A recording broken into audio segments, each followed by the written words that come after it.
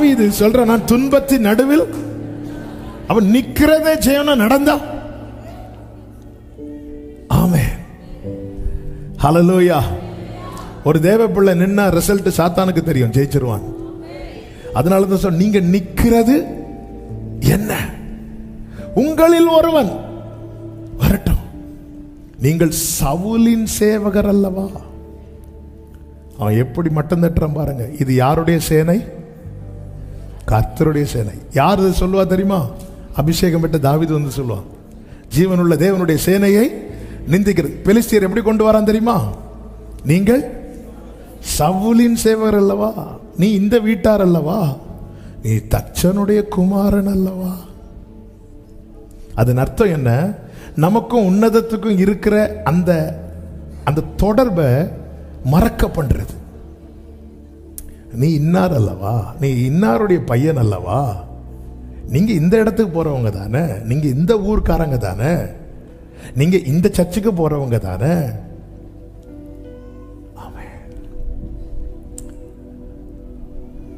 அதுக்கப்புறம் இவங்க மைண்ட்ல எப்படி மட்டும் தான் இருக்குன்னா, நம்ம எல்லாம் சவுலின் சேவகர், சவுலின் சேவகர், சவுலின் சேவகர், சவுலின் சேவகர்.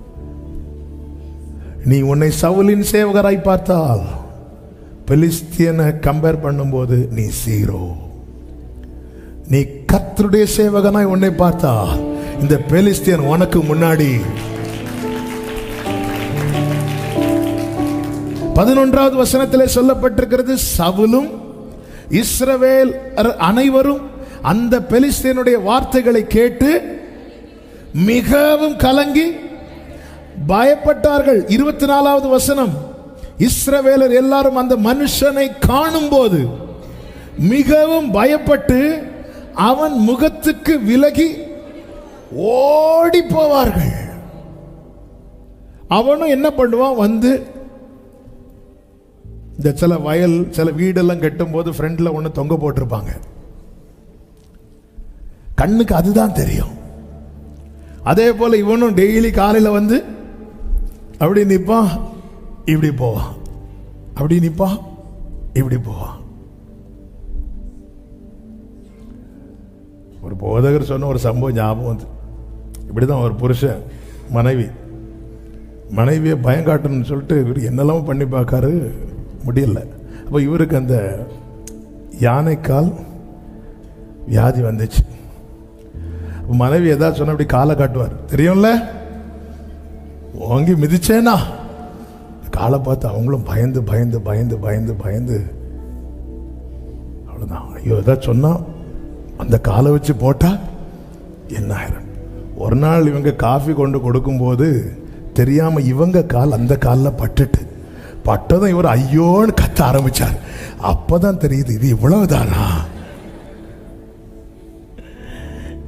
சத்துரு இப்படிதான் நிறைய சைஸை காண்பித்து பயமுறுத்துவோம்.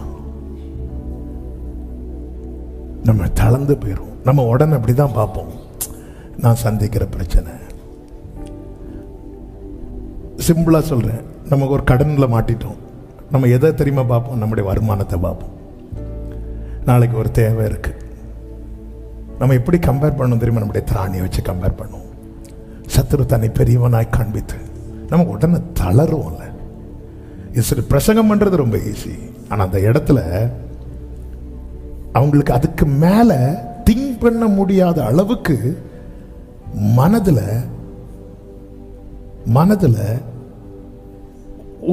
ஒரு உன்னத அனுபவத்தில் கீழ் முதல்ல தான் நீ நிற்கிறது. நீ சவுலின் சேவகர் அல்லவா. ஒருத்தருக்கு கூட சொல்ல முடியல நான் கர்த்தருடைய சேவகன் என்று. பிரியமானவர்களே, சத்துரு நம்மை விட பெரியவனாய் தன்னை காண்பிக்கலாம். ஆனால் ஒன்றை மனதில் விட்டு எடுத்துறாதீங்க, உலகத்தில் இருப்பவனிலும் உங்களோடு இருக்கிறவர், உங்களில் இருக்கிறவர் பெரியவர். ஆமென் சொல்லுங்க பார்க்கலாம். எனவேதான் சனகரிப் வந்து அணிவகுத்து நின்று நிந்தித்த போது எசேக்கியா தன் ஜனங்களை பார்த்து தைரியம் சொல்லி ஒரு வார்த்தையை சொல்லுவார். வாசிங்கள் 2 நாளாகமம் 32வது அதிகாரம் அதனுடைய 7-8 வசனங்களிலே, நீங்கள் திடன் கொண்டு தைரியமாயிருங்கள். அசீரிய ராஜா அவனோடு இருக்கிற, நான் வாசிக்கிறேன், ஏராளமான கூட்டத்திற்கும். இந்த வார்த்தை கவனிச்சு, பயப்பட ரீசன் என்னன்னா, என் பிரச்சனை என்னை விட பெருசா இருக்கு. என்னோடு போற தாவீது என்ன சொல்லுகிறார்? என்னிலும் அதிக பலவான்கள் பகைஞர்கள் நெருக்கும் போது நான், அவ்வளவுதான். இது பொய் இல்ல. நம்முடைய திராணி, நம்முடைய சூழ்நிலையை வைத்து பார்க்கும்போது சத்துரு பெரியவனாய் தான் தெரிவான். எனவே எசேக்கியா ராஜா சொல்றாரு, அசீரிய ராஜாவுக்கும் அவனோடு இருக்கிற ஏராளமான கூட்டத்திற்கும் பயப்படாமலும் கலங்காமலும் இருங்கள். அடுத்த வார்த்தை, அவனோடு இருக்கிறவர்களை பார்க்கிலும் நம்மோடு இருக்கிறவர்கள் அதிகம் சொல்லும் போது இப்ப எல்லாரும் கண்ணை தள்ளுறாங்க. இவர் தானே சொல்றாரு அங்க நிறைய பேர் இருக்கிறாங்க சொல்லி எப்படி கண்ட்ரோல் பண்றாருன்னா, அவனோடு இருக்கிறவர்களை பார்க்கிலும் எதை வச்சு சொல்றாரு? அடுத்த வசனம், அவனோடு இருக்கிறது மாம்சபுயம், நமக்கு துணை நின்று நம்முடைய யுத்தங்களை நடத்த நம்மோடு இருக்கிறவர் நம்முடைய தேவனாகிய கர்த்தர் தானே. ஹல்லேலூயா, ஆமென், ஹல்லேலூயா. எல்லாரும் உங்க கையை எப்படி பாருங்க, ஆண்டவர்கிட்ட சொல்லுங்க, இந்த கையை நான் நம்பல.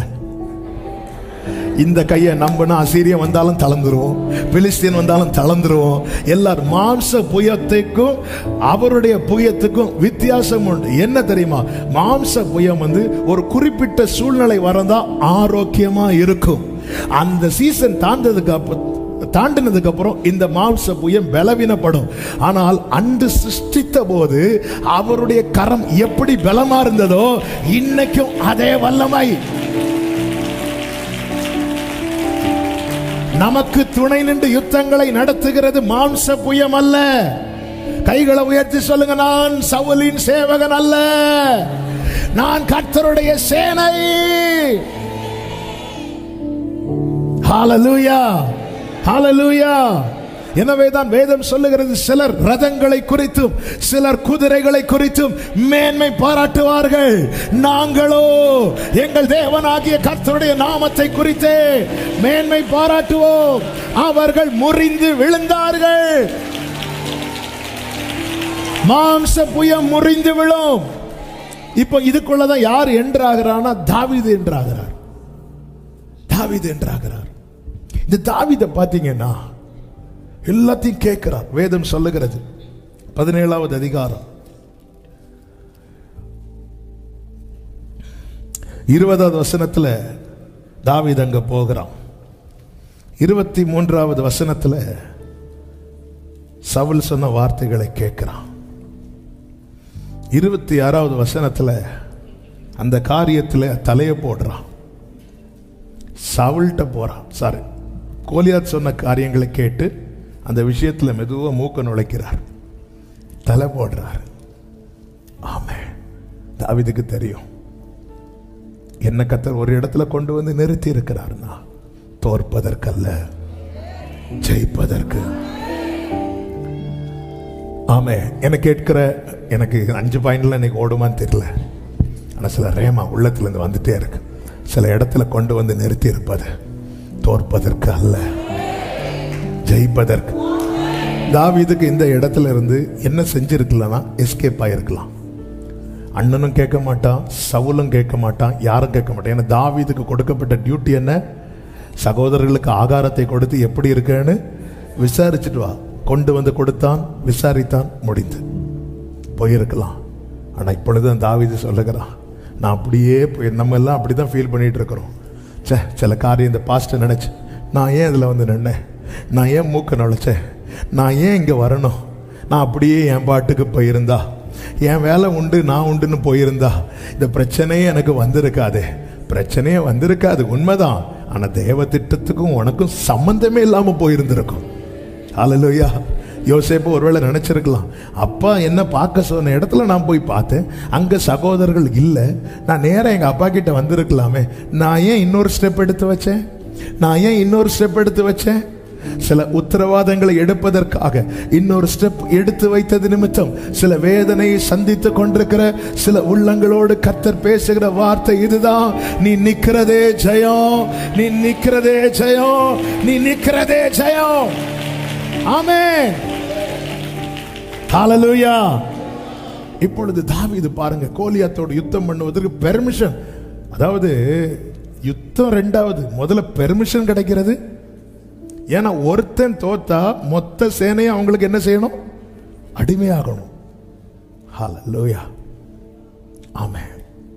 எப்படி இருக்குங்க, உங்க வீட்டில் ஒரு 4 பேர் 5 பேர் இருக்கிறீங்க, சொல்றாங்க ஒரு ஆள் எக்ஸாம் எழுதி பாஸ் ஆயிட்டாங்கன்னா உங்க மொத்த குடும்பத்துக்கு இந்த ப்ரொமோஷன் கிடைக்கும் அல்லது இப்படி கிடைக்கும் ஒரு ஆஃபர் வச்சாருங்களே, யாரை எழுத விடுவீங்க? எங்க வீட்டில் வச்சா என்ன எழுதவே விட மாட்டேன். நீ உள்ள பேர் தங்கச்சி எழுதட்டும். யாரங்க விடுவோம்? ஃப்ரெண்ட்ல யார ஃப்ரெண்ட்ல விடுவோம்?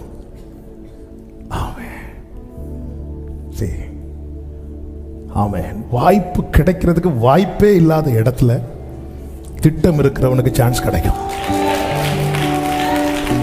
வாய்ப்பு கிடைக்கிறதுக்கு வாய்ப்பே இல்லாத இடத்துல தேவ திட்டம் இருக்கிறவனுக்கு வாய்ப்பு கிடைக்கும்.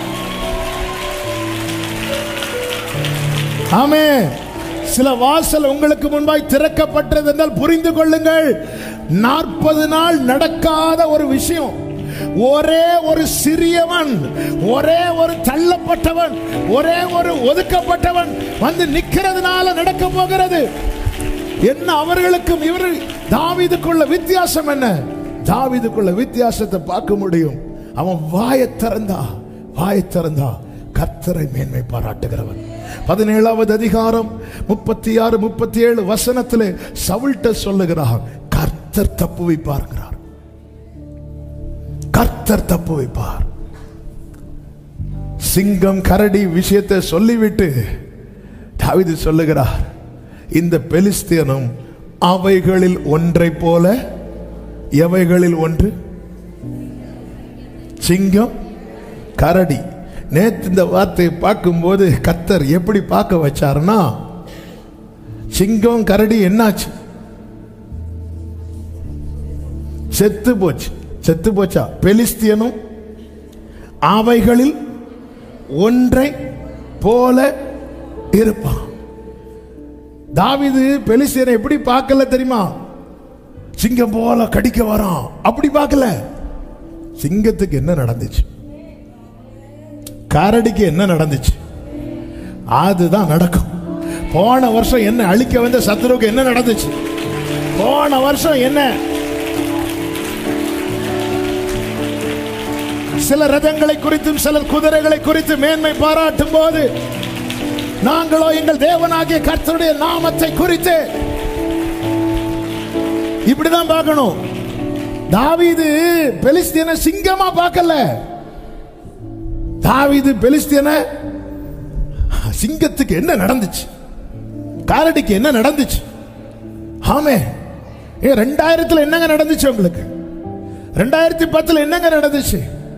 ஹல்லேலூயா. உங்க மேல ஒருவர் இருந்து உங்களை பாதுகாக்கிறார். கர்த்தர் தப்புவித்தார், தப்புவிக்கிறார், தப்புவிப்பார்.